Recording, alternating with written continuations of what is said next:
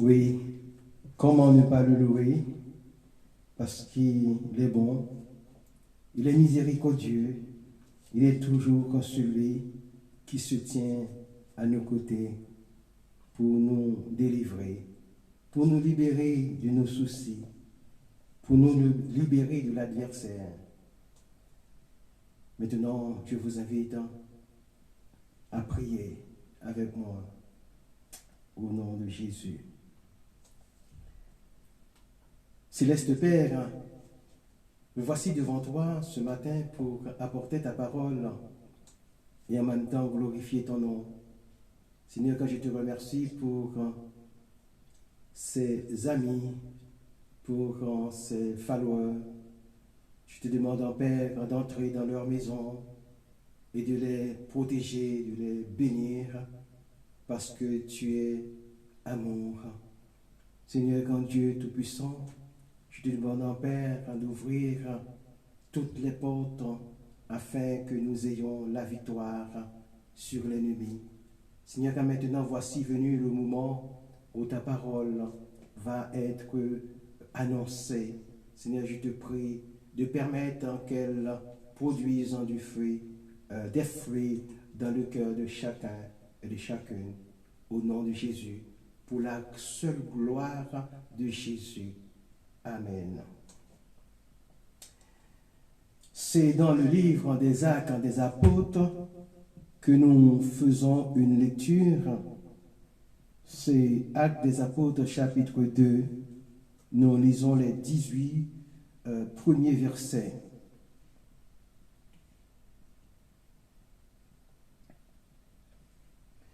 Le jour de la Pentecôte, ils étaient tous ensemble dans le même lieu.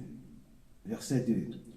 Tout à coup, il vint du ciel un bruit comme celui d'un vent impétueux, et il remplit toute la maison où ils étaient assis. Verset 3. Des langues semblables à des langues de feu leur apparurent séparées.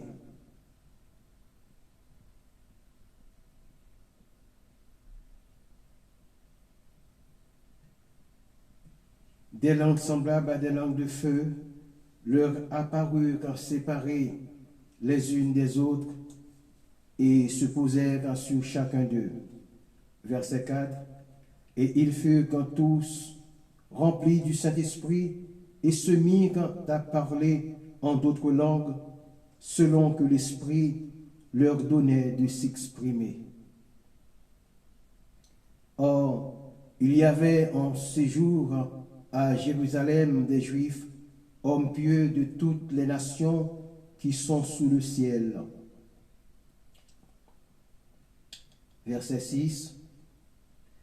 Au bruit qui eut lieu, la multitude accourut et elle fut confondue parce que chacun les entendait parler dans sa propre langue.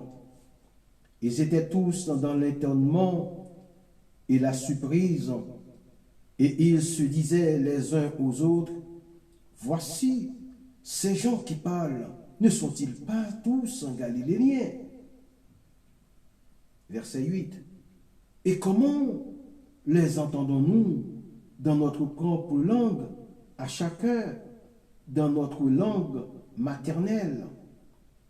Verset 9.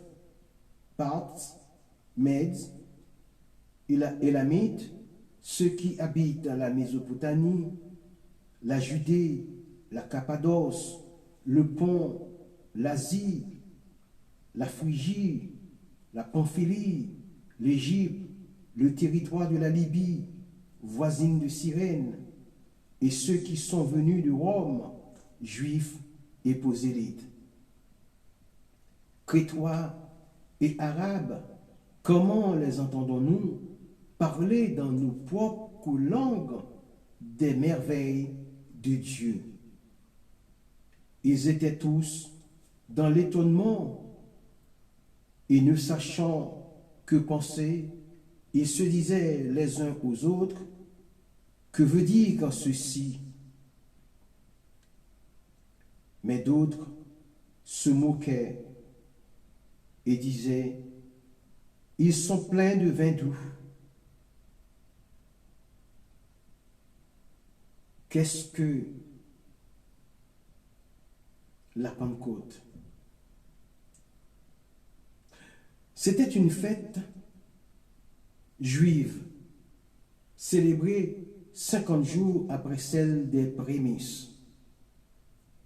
Lévitique, chapitre 23, verset 16. La Pentecôte est connue sous l'appellation de la fête des semaines, aussi appelée fête de la moisson. Pour une raison ou une autre, le Seigneur a permis qu'elle devienne Pentecôte en laissant son ancienne appellation. Seul le Seigneur en connaît la raison. Sous quelle forme le Saint-Esprit se présentait-il le jour de la Pentecôte?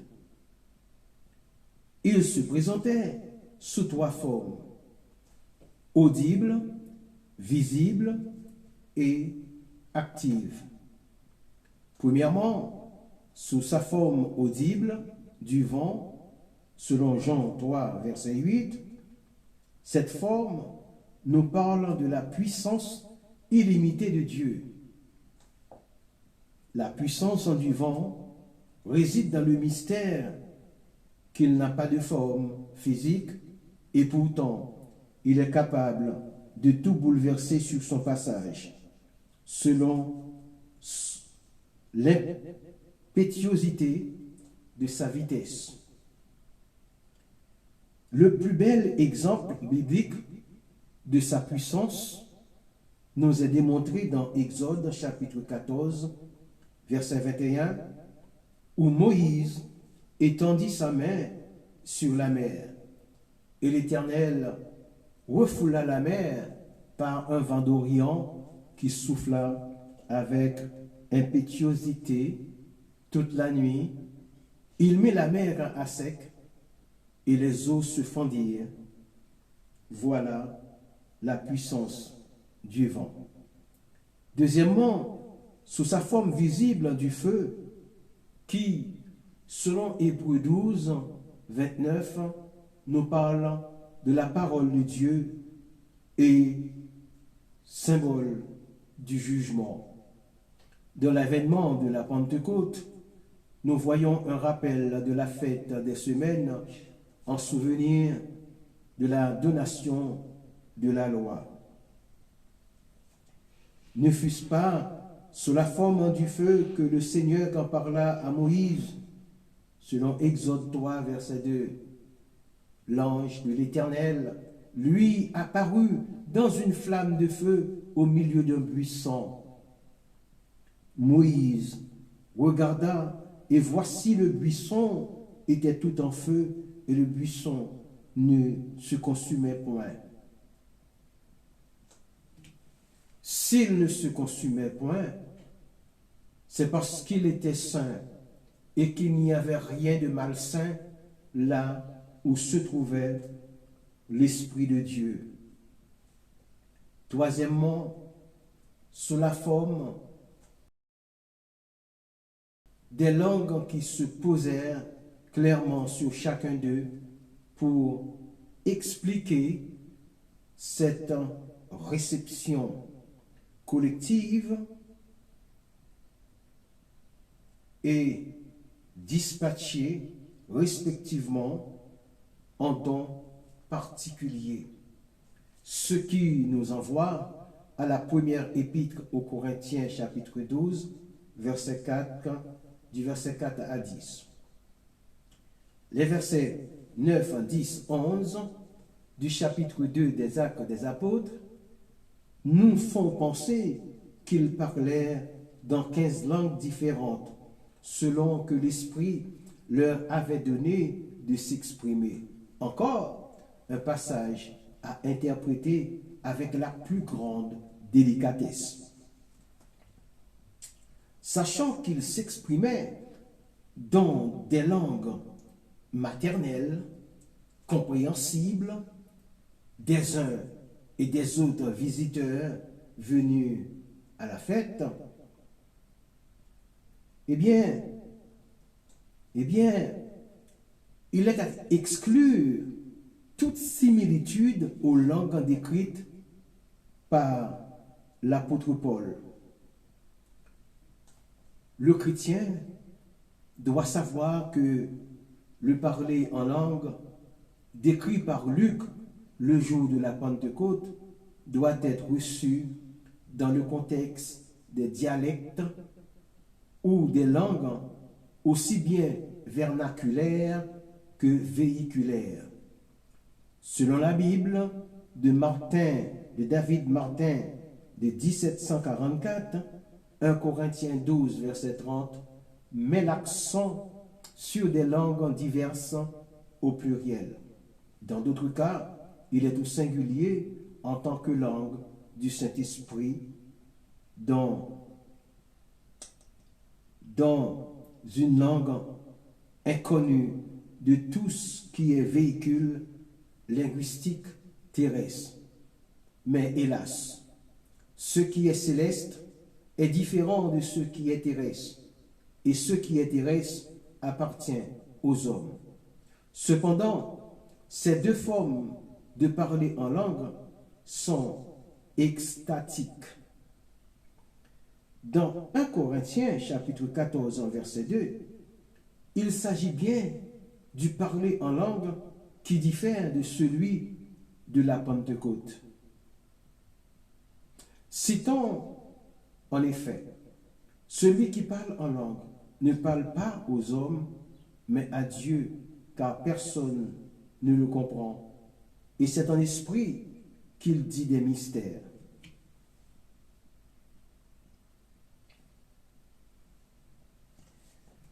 Retenons bien que le parler en langue mentionné dans Actes des Apôtres marque une diversité, c'est-à-dire plusieurs langues et dialectes compréhensibles. Plusieurs langues et dialectes compréhensibles, interprétables et différents les uns des autres. Et que celui que Paul mentionne au chapitre 14 marque une singularité. Il est aussi une unicité interprétable dans le même esprit, mais incompréhensible aux hommes. Qu'est-ce que le Saint-Esprit? Quel est donc son rôle? Le Saint-Esprit est l'agent spécial par lequel le travail spirituel est administré sur la terre. Jésus est celui par qui la volonté du Père est pleinement exécutée. Le Père est celui de qui vient toute chose. Est-ce pour cela il y a trois dieux? La réponse est non. Vous qui êtes un serviteur accompli, ne vous étonnez pas que dans l'Église, certaines personnes ne comprennent toujours pas cela. Je développe. Il y a un seul Dieu qui se manifeste en trois personnes différentes. C'est comme l'État qui se manifeste en trois pouvoirs différents. Le pouvoir législatif, exécutif et judiciaire. Quand on parle de l'un de ces trois pouvoirs, on parle bien évidemment de l'État. Et quand on parle de Jésus ou du Saint-Esprit, on parle de Dieu. Je ne vois pas d'autre exemple si ce n'est un mystère qui dépasse l'entendement humain. Il fallait que Jésus s'en allât pour que d'autres consolateurs vinrent, selon Jean chapitre 16, verset 7. Cela nous montre que ce ne sont pas trois dieux qui opèrent, mais un pouvoir dans la continuation de l'autre. Dieu prit la décision de se faire homme pour parler aux hommes, car un seul homme peut parler à un autre dans une langue pour se comprendre, l'un et l'autre.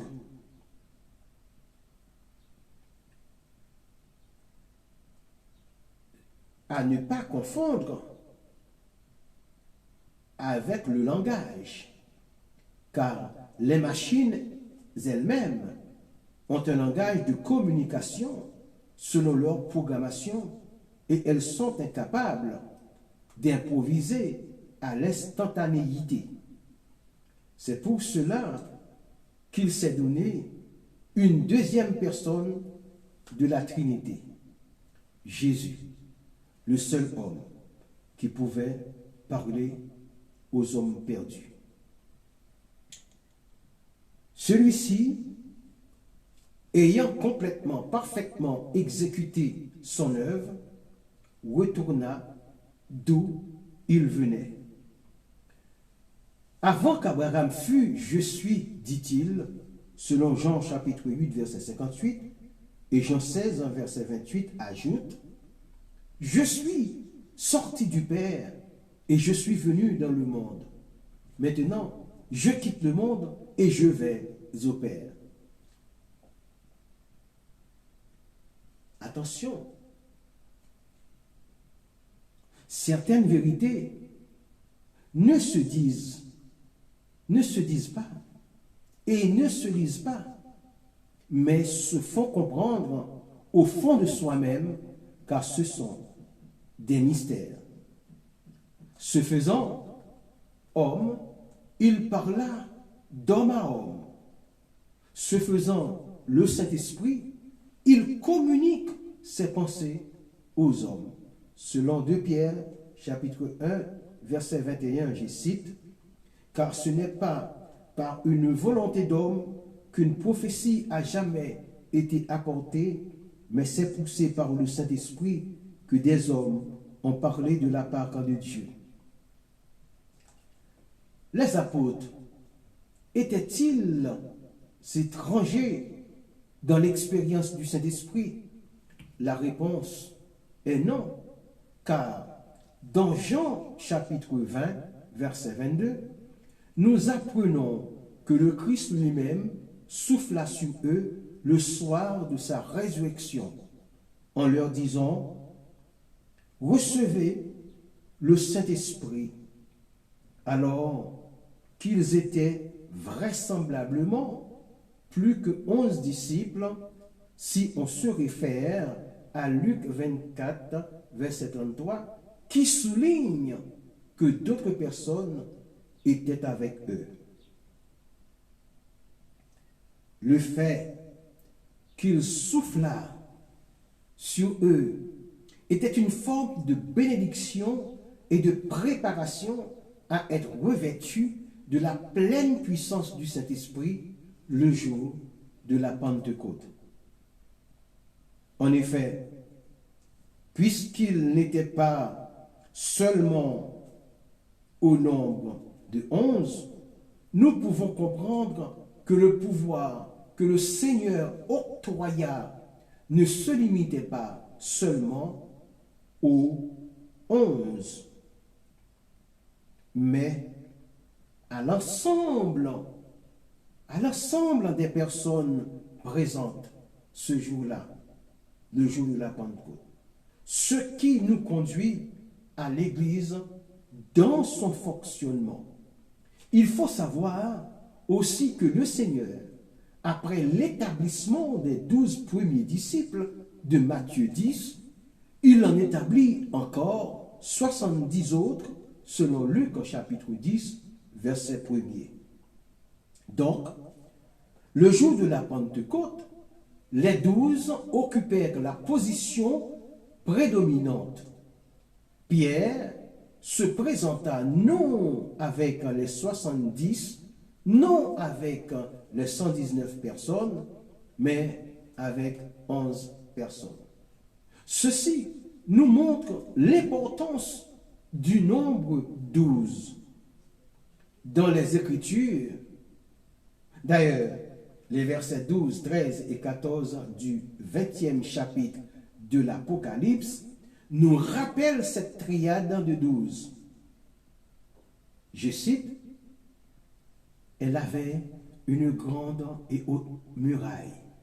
Elle avait 12 portes, et sur les 12 portes, 12 anges, et des noms écrits, ceux des 12 tribus des fils d'Israël. À l'Orient, 3 portes, au nord, 3 portes, au midi, 3 portes, et à l'Occident, 3 portes. La muraille de la ville avait 12 fondements, et sur eux, les 12 noms des 12 apôtres de l'agneau. » Fin de citation. En ce qui concerne les disciples, on est conscient qu'il manquait un à l'appel, car celui-ci était parti en son lieu. Il se nomme Judas. Mais il a été remplacé par Matthias, peu de temps avant la fête, par un tirage au sort. Et si vous me demandez pourquoi fallait-il que le tirage au sort eût lieu, je vous répondrai que le Saint-Esprit n'avait pas encore distribué les dons adéquats. Mais aujourd'hui, nous n'avons pas besoin d'avoir recours à de tels procédés, car c'est le Saint-Esprit qui fait d'un homme un serviteur de Jésus-Christ, selon 1 Corinthiens 12, verset 28. Et il a fait de Pierre un serviteur accompli de Jésus le Christ. C'est Pierre qui a commencé à paître le troupeau. C'est lui qui a proposé, selon l'Écriture, le remplacement de Judas. Ce fut Pierre qui, le jour de la Pentecôte, prononça la prédication conformément à la déclaration de Jésus dans Matthieu chapitre 16, verset 18, indiquant que l'apôtre allait devenir la pierre sur laquelle Christ bâtira son Église. Que voulait dire Jésus par cette déclaration? Sachant que lui seul est la première pierre angulaire, la base, le fondement sur qui est implantée l'Église. La réponse se trouve dans cette déclaration. Pierre, m'aimes-tu? Paie mes brebis. Alors, le jour de la Pentecôte, l'homme apeuré qui nia être le disciple de Jésus, quand il se réchauffait à côté du feu, au milieu des ennemis de Dieu, se leva, revêtu de la puissance d'en haut, pour discourir éloquemment en présence de tous, toutes catégories confondues.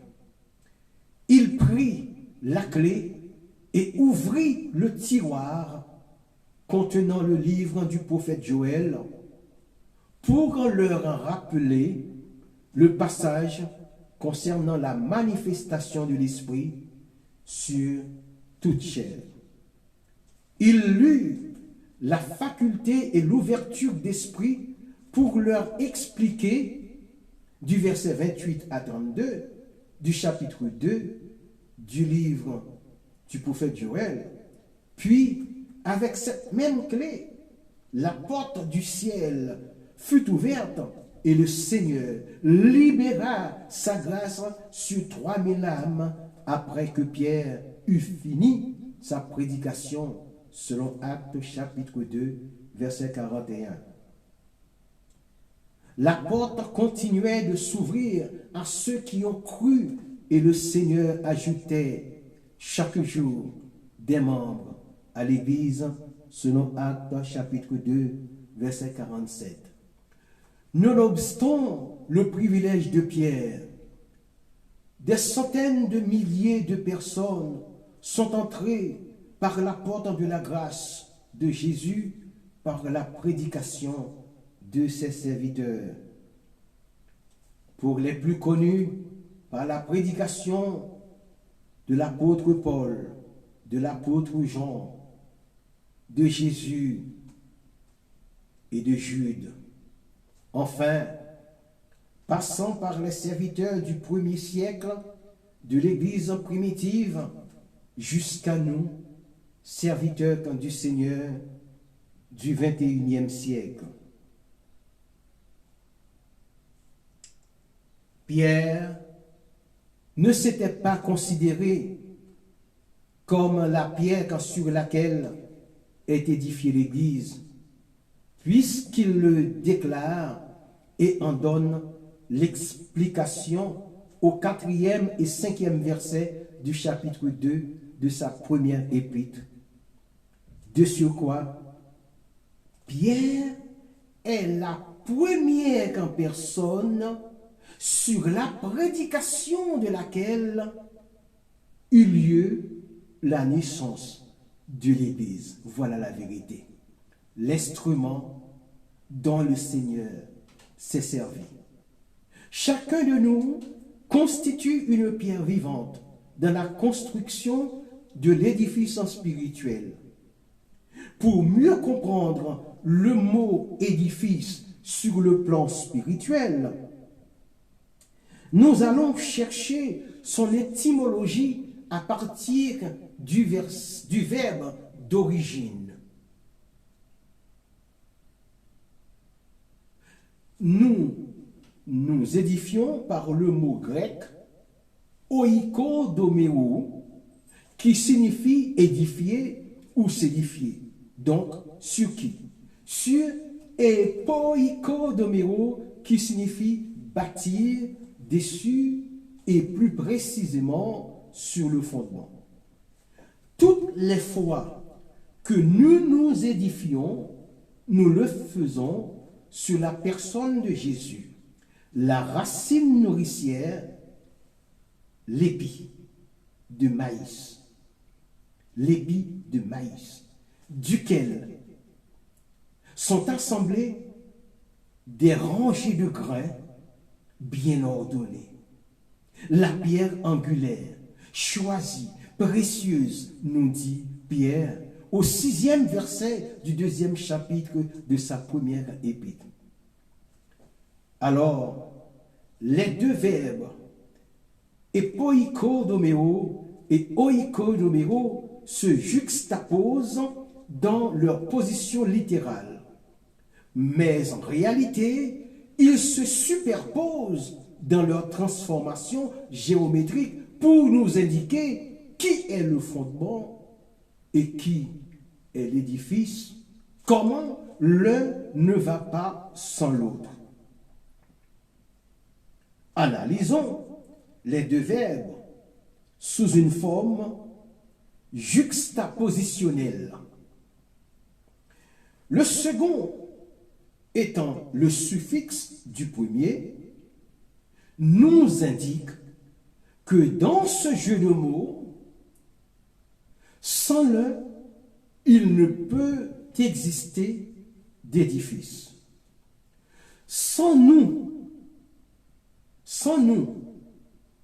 humains, il n'y aurait jamais eu une victime propitiatoire et un sacrifice expiatoire et de naissance miraculeuse de Jésus.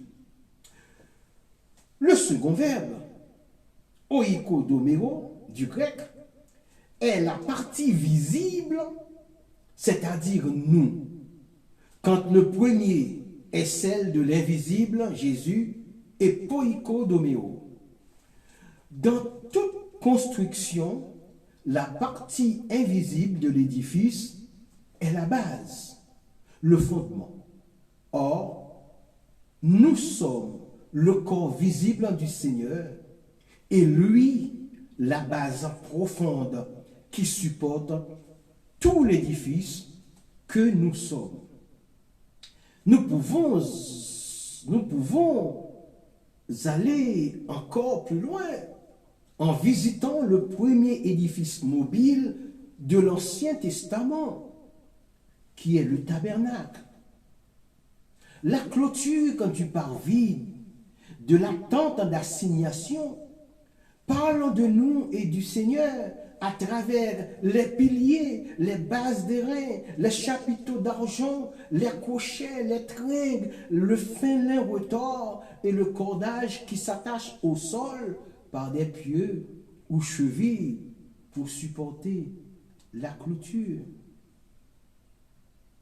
Tout cela parle du Seigneur Jésus et de nous. Ignoreriez-vous l'importance que vous et moi avons aux yeux de Dieu? Ainsi, la Pentecôte entre dans la 6e dispensation que Dieu accorde aux hommes depuis la création de l'homme. Cette dispensation est active depuis Jean chapitre 1, verset 17, pour se terminer à la seconde venue du Christ. En effet, l'Écriture reconnaît cette dispensation distincte. Et la 7e, ce sera le millénium, selon l'Apocalypse 12, verset 10, je cite. Et j'entendis dans le ciel une voix forte qui disait, maintenant le salut est arrivé et la puissance et le règne de notre Dieu et l'autorité de son Christ. Car il a été précipité l'accusateur de nos frères, celui qui les accusait devant notre Dieu jour et nuit. Fin de citation. Il viendra un temps où les prophéties prendront fin, où les langues cesseront et où la connaissance disparaîtra. Si vous laissez les us et les coutumes des gourous prendre tout votre temps que vous auriez pu mettre à part pour Dieu, alors vous serez un éternel perdant. Et vous direz, dans un temps qui constituera pour vous un passé absolu, que vous fûtes présent dans toutes les fêtes de Pentecôte, que vous parlâtes en langue, que vous annonçâtes les merveilles de Dieu, alors vous réaliserez l'importance de toutes les prédications et exhortations que vous aviez entendues, auxquelles vous n'aviez fait aucun cas. 3000 personnes eurent prêté attention à la prédication de Pierre et furent sauvées. Le chapitre 4, verset 4 souligne que beaucoup de ceux qui avaient entendu la parole crurent. Et le nombre des hommes s'éleva à environ 5000. C'est comme ça, quand Dieu travaille avec des serviteurs dont les cœurs sont droits. La présence du Saint-Esprit attire et non disperse. L'Église locale est appelée à augmenter en nombre sur le principe du verset 47 du chapitre 2 des Actes des Apôtres et du verset 4 du chapitre 4, et non à rester sur un nombre acquis. Elle n'est pas non plus appelée à diminuer en nombre. Là où l'esprit est absent, c'est froid, douteux et abstrait. Il est à noter que vous ne devez jamais vous sentir angoissé pendant et après le service. Si vous avez quelque chose en vous qui ne glorifie pas Dieu, le Saint-Esprit vous convainc, mais il ne vous angoisse point. Si vous êtes dans la peine, il vous réconforte. Il change tristesse en joie et vous aide à demeurer dans la simplicité de cœur. Cher ami, quiconque est né de nouveau ne pratique pas le péché. S'il tombe, il se relève aussitôt. La pratique du péché est le signe qu'une personne n'est pas encore sauvée. N'attendez pas que vous atteigniez le stade du non-retour mentionné dans Hébreux chapitre 6, verset 4 à 6. Je cite, « Car il est impossible que ceux qui ont été une fois éclairés et qui ont goûté le don céleste, qui ont eu part au Saint-Esprit, qui ont goûté la bonne parole de Dieu et les puissances du siècle à venir, et qui sont tombés, soient encore renouvelés et amenés à la repentance, puisqu'ils crucifient pour leur part le Fils de Dieu et l'exposent à l'ignominie. » Fin de citation.